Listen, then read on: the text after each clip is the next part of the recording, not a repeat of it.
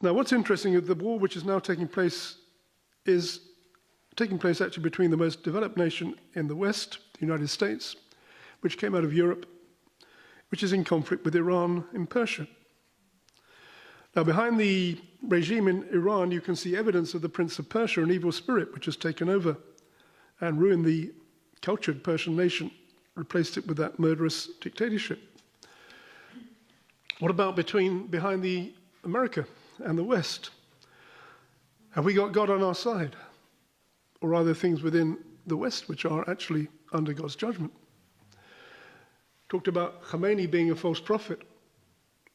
When Trump came to power, he talked about bringing in this golden age, made all kinds of prophecies of this wonderful MAGA, Make America Great system.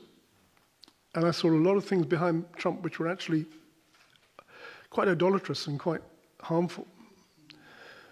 And I'm not entirely sure that his motives, even in this war, are, obviously he's trying to help Israel on one level, but there are also other forces to do with the whole geopolitical things which I haven't got time to go into, involving even Russia and China. But there's a whole background behind this, which is part of the emerging world system, which in some ways Trump is actually disrupting, but also part of himself. And what are you going to see coming out of this? That's the question. And it occurs to me that out of this is going to come the conditions for the rise of the Antichrist. As you see, the turmoil which is going to bring the economic problems, the threat to the world.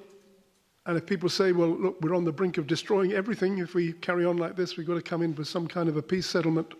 Could he come in and bring some order into this situation? I'm not saying that's going to happen, but I just had this feeling that maybe out of this, going to prepare the way for the rise of the Antichrist, in which case we're getting pretty near to the second coming of Jesus. But we're seeing things happening today which are shaking the world. And it's interesting that Chris actually opened the service with a reading from Hebrews about the shaking taking place.